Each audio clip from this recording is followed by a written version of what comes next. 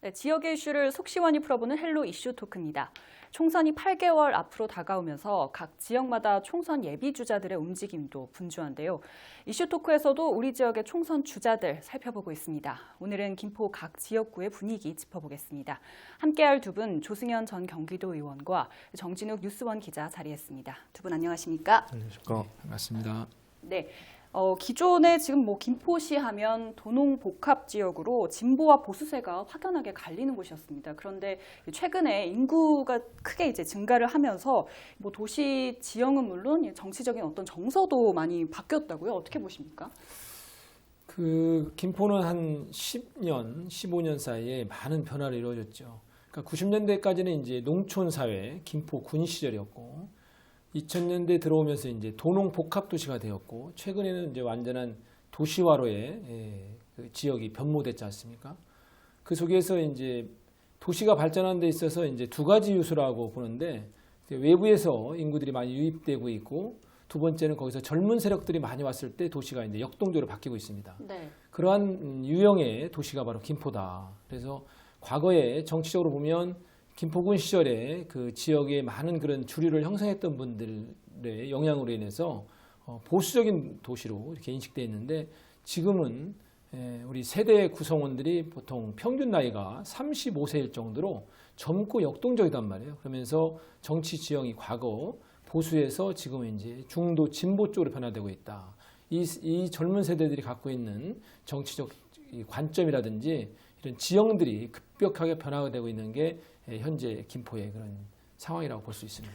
네, 도시화가 되면서 도시의 어떤 인프라도 지금 계속해서 구축이 되고 있는 상황입니다. 그런데 최근에 이 도시철도 개통 지연으로 민심에도 좀 변화가 클 것 같은데 어떻습니까? 네. 일단 도시철도가 개통이 지연되면서 선출직 전체에 대한 책임론이 이제 나오고 있는 상황이죠. 시민들이 이제 선출직들 다 책임져라 이렇게 나오고 있는 상황인데 이제 어떻게 수습하느냐가 이제 이번 총선에 영향을 줄 거라고 보고 있습니다. 그래서 네. 김두관, 홍철호 두 의원 모두 개통 전 최소화를 노력하고 있는 상황이고. 또 김포시 행정 문제라는 점에서 국회의원에 대한 책임론이 조금 제한적이라고 보고 있고요. 그리고 잘 빠르게 좀 수습이 된다면 이번 총선에, 그러니까 내년 총선에 영향이 크지 않을 것으로 생각하고 있습니다. 네, 저희가 한번 내년 총선 전망에 대해서 그러면 구체적으로 한번 짚어보겠습니다. 지금 아무래도 가장 관심을 모으는 주자가 지금 유영록 전 김포시장입니다. 일찌감치 지금 김포갑에 출마 의사를 밝혔는데요. 어떻게 보십니까? 승산이 있다고 보십니까? 이제 승산 여부를 떠나서 지금 시점에서 다소 이른감은 있지만 왜냐하면 이제 당내 공천관리심사위원회 구성이 안 돼 있기 때문에 있는데 유영록 시장님이 이제 그동안 김포시장으로서의 두 번, 또 도의원으로서의 두 번 역임을 하셨기 때문에 나름대로 정치적 그런 세력들이 좀 있고요. 또 인지도뿐만 아니라 여러 가지 평가가 다양하게 좀 이루어지고는 있습니다. 근데 이제 지난번 그 시장 선거 때 당내 경선에서 이제 중앙당 지침에 의해서 컷오프가 된 상황이었고 또 을지역 지역위원장 그 신청했을 때 그때도 또 컷오프가 된 상황이기 때문에 네. 승산 여부를 떠나서 과연 당내에서 경선에 임할 수 있느냐, 경선의 반열에 임할 수 있도록 당에서 조치가 취하지냐 이게 아마 가장 큰 관건이고 또 핵심 포인트가 아닐까 생각이 들고 있습니다. 만약에 당내에서 경선에 참여할 수 있도록 기회를 준다라면 유영록 시장이 가지고 있는 그 인프라 또 두 번째로는 8년에 대한 시정 평가를 과연 시민들이 어떻게 보고 있느냐 이거 과연 8년의 평가를 긍정적으로 본다라면 거기에 따르는 그 일정한 그 지지세가 있을 것이고 8년에 대한 평가가 부정적이라면 또다시 선출직에 도전하는 것에 대해서 시민들이 부정적으로 볼 수밖에 없다. 그래서 네. 이 부분하고 아까 이제 정진욱 기자가 말씀하셨지만 도시철도 문제에 대해서 유영록 시장님의 책임이 어디까지냐 이런 것들이 지금 시민들 사이에서 많은 그런 여론들이 형성하고 있기 때문에 이 부분이 같이 이렇게 다 맞물려 있어서 지금 승산 여부를 논하는 것은 조금 이른감이 있다 이렇게 보고 있습니다. 네, 말씀을 하셨던 것처럼 지난 지방선거에서 이 경선에서 컷오프 되면서 공천 룰상 좀 감점이 좀 우려가 되는데 다른 당으로 나올 수도 있지 않겠냐 이런 예상도 또 있습니다만 어떻게 보십니까? 일단 경선 컷오프에 대해 받아들이지 못하고 그때 중앙당에 항의하는 등 문제가 있었어요. 근데 탈당하지 않았다군요. 이 부분은 이제 불복이 아닌 것을 볼 여지가 크고요. 네. 또 두 번째는 이제 직전에 선거에서 컷오프 됐기 때문에 경선 참여가 불가능해질 가능성이 있는데 이 경우에는 어쨌든 지난 선거와 달리 탈당할 여지도 있습니다. 하지만 다른 정당의 상황이 좋지 않은 문제도 있지만 수도권에서는 그러니까 여야 거대 양당이 붙는 이런 구도이기 때문에 탈당을 한다고 해도 당선 가능성 매우 낮을 것 본인이 판단할 수 있거든요. 그래서 탈당 가능성은 또 낮다고도 보고 있습니다. 그러니까 다른 당으로 도전을 한다면 승산은 조금 낮을 것이다라고 보신다는 거죠. 네. 네, 조 전 의원께서는 예. 그러면 유 전 시장에 다른 당으로 나온다라고 하면 승산이 있다고 보십니까? 저는 근본적으로 유영록 전 시장께서 혹시 저희 당에 경선 참여의 기회가 주어지지 않다고 하더라도 다른 당으로 출마하지는 않을 거라고 봅니다. 왜냐하면 정치인은 진로를 선택할 때는 명분과 그런 원칙이 있어야 되는데 그 명분과 원칙에 맞지 않다. 그리고 두 번째는 과거 보수 정당 지지세가 강할 때도 유영록 시장께서는 열린우리당을 책임지고 또 이끌어왔기 때문에 그런 어려운 상황에서도 함께 해왔기 때문에 그러한 정치적 명분 없이 어떤 신뢰만을 추구해서 다른 당으로 출마를 한다든지 네. 이러한 정치적 선택은 저는 하지 않으리라고 보고 있습니다. 그러면 야권에서는 김포갑 도전자들 누가 있나요? 일단은 현재는 민주당 2명, 자유한국당 2명 구도가 될 것으로 보이고요. 네. 자유한국당의 이제 현 당협위원장인 박진호 위원장 그리고 유정복 전 인천시장 구도가 되지 않을까 전망하고 있습니다. 그 외에도 이제 지난 총선은 금포 의적에 국민의당 후보를 출마했었던 네. 그리고 지난 김포시장의 선거에서는 바른미래당 예비후보였던 하금성 지역위원장도 물망에 오르고 있습니다. 지금 야권에서 보면 눈에 띄는 인물이 박진호 당협위원장입니다. 뭐 약한 게 아니냐는 지적도 있는데 김동식 혹시 전 김포시장의 출마 가능성은 어떻게 보십니까? 우선 일단 박진호 위원장은 김포의 지역이긴 하지만 김포에서 초중고로 나오는 지역 출신 인사예요. 그리고 점다는 또 장점이 있죠. 올해 만 30세로 정치 이력 자체가 좀 짧긴 합니다. 지역 활동도 이제 당협위원장 정도가 전부여서 지역 내 기반이나 인지도는 좀 약한 것으로 평가되고 있고요. 네. 근데 지난 1월 자유한국당 전당대회에서 청년 최고위로 출마했지만 4명에서 3위로 낙선을 했죠. 그리고 지난 4월 여의도 연구원 부원장 만든 몸집 불리기 좀 나서고 있어요. 근데 김두관 의원 상대로는 약간 역부족이라는 평가를 받고 있고요. 그리고 때문에 이제 자유한국당에서는 유정복 전 인천시장 등판론이 대두되고 있는 상황이고 네. 유정복 전 인천시장이 출마할 경우 이제 빅매치가 좀 이뤄진다는 점에서 흥행성도 높을 거라 판단을 하고 있고요. 또 김동식 전 시장의 경우에는 지난 김포시장 선거에서 다시 총선 출마 의지를 보이고 있는 것으로 알려졌는데 연이은 이제 출마와 이제 낙선을 해서 여력이 없다는 이야기도 나와 있고요. 그 출마하더라도 탈당 전력 때문에 공천 경쟁에서는 조금 밀릴 수 있다는 판단이 있습니다. 전략 공천 가능성은 있을까요? 일단은 워낙 김두관 의원이 입지가 좀 강하긴 하죠. 그래서 네. 이제 자유한국당에서는 좀 중량감 있는 새로운 인물을 좀 공천할 가능성도 있다고 봅니다. 그래서 토박이 출신에 있었던 홍철원 의원에게 패했던 김 의원이 어쨌든 지난 총선에서는 60%라는 높은 득표율로 당선됐기 때문에 지역 활동 기반이 없는 신인의 경우 매우 없다는 측면에서 전략 공천 가능성을 택할 가능성이 조금 또 낮을 거라 판단하고 있습니다.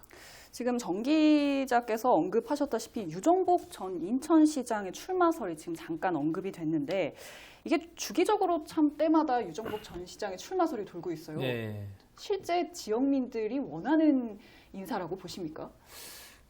저는 유정부 의원님이 이제 지방선거 끝난 이후에 김포에 21대 총선에 출마할 것이라는 얘기들이 좀 흘러나온 건 사실입니다.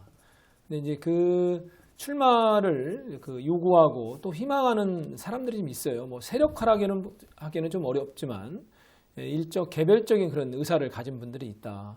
대체적으로 이제 이분들이 뭐냐면 유정복 전 인천시장께서 김포 군수 또 김포 시장 또 김포에서 삼선 의원을 역임했지 않습니까? 네. 그때 이제 같이 정치해 오던 분들 또 지지했던 분들의 일부가 그러한 희망을 갖고 있는데 과연 김포가 이게 변하는 도시에서 김포를 버리고 또 인천으로 광역시장에 출마했던 분이 다시 김포로 오는 게 이건 과연 시민들이 받아들이기가 쉽지 않을 것이다. 네. 왜냐하면 이건 김포 시민들에 대한 자존감의 문제고 정치인이 필요에 따라서 이리 갔다 저리 갔다 출마하는 것은 전체 정치 지형에 있어서도 시민들에게 오히려 논란의 소지가 있고 희화할 소지가 있기 때문에 그런 선택은 바람직하지 않고 개별적으로 그런 인간관계라든지 또 사람에 대한 그런 호불호 때문에 요구를 할 수는 있다고 봐요. 그러나 이것이 일정 세력화돼서 여기에서 출마하는 문제는 또 다른 별개의 문제다. 그래서 저는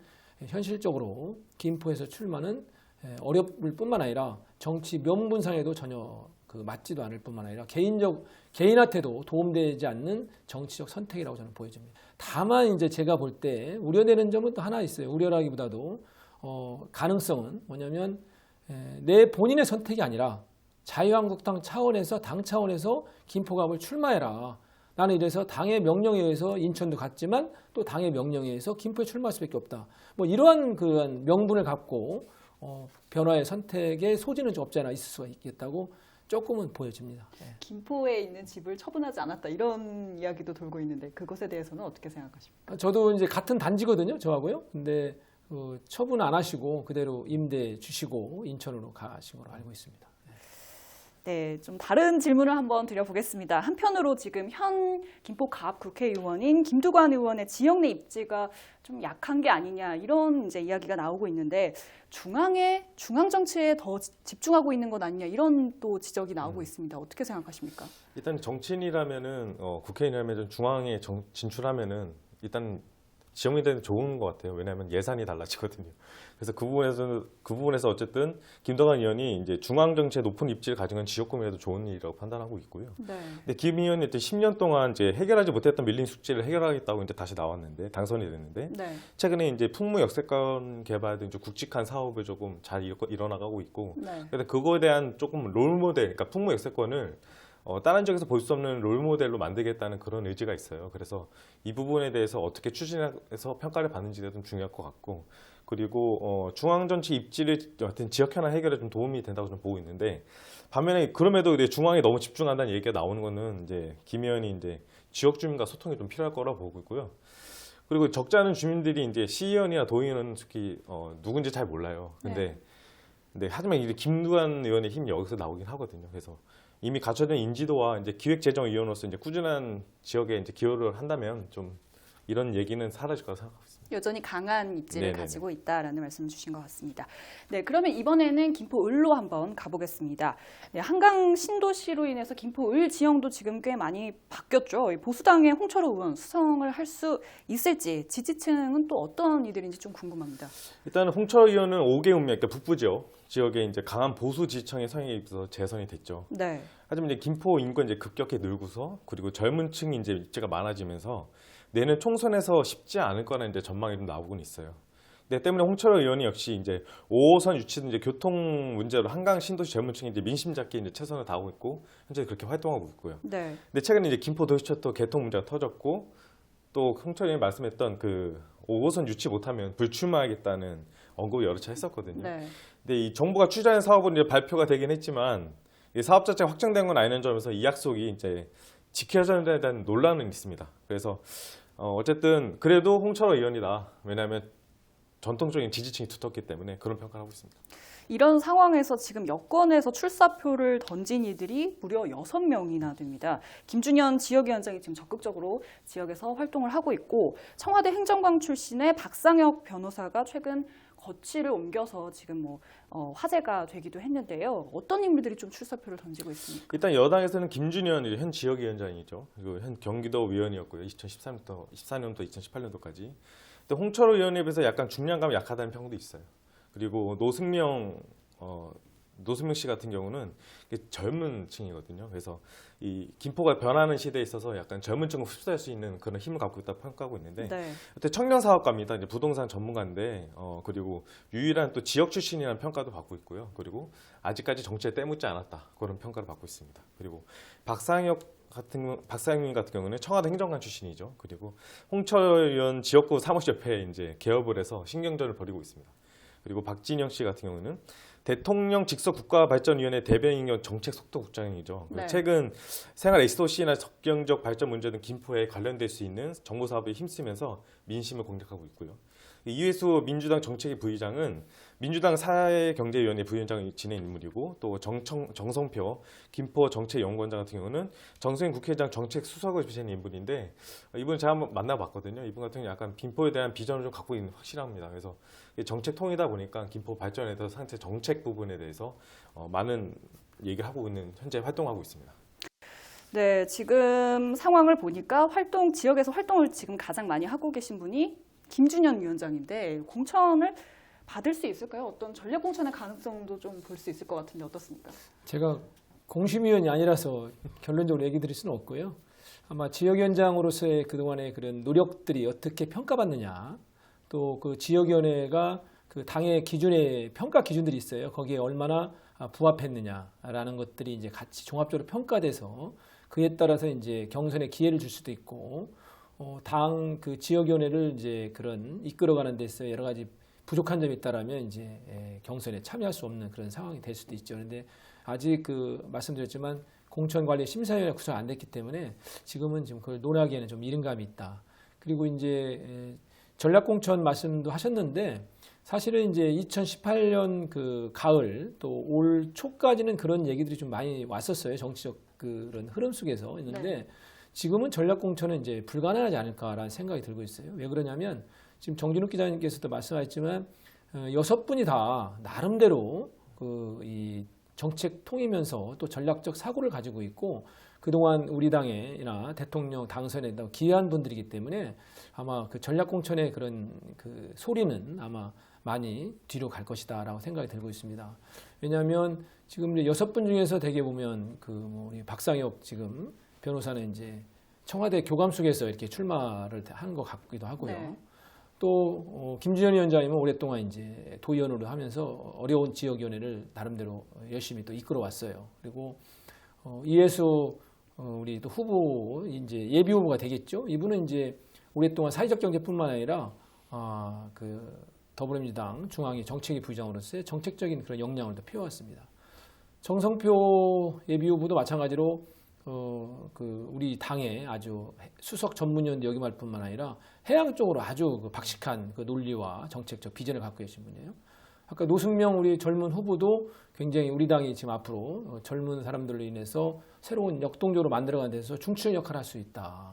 그리고 우리 박진영 국장님은 당에서 오랫동안 과거 어려울 때부터 헌신해오고 지금은 이제 대통령 산하기관에서 그 역할을 충실하고 있기 때문에 이런 분들을 배제하고 전략 공천을 한다는 것은 저는 당이 그런 시스템 정당에서는 그런 결론을 내리지 않을 거라는 게 지금 현재 김포 정치 지형으로 이렇게 이해해 주셨으면 좋겠습니다. 네, 그런데 지난 이제 총선 당시를 살펴보면 당시 이제 후보였던 정하용 후보가 무소속의 하금성 후보와 끝내 후보 단일화를 하지 못해서 표가 갈리는 일이 있었습니다. 이번에도 지난번과 같은 여권의 어떤 표 분산이 있을 거라고 혹시 보시는지요?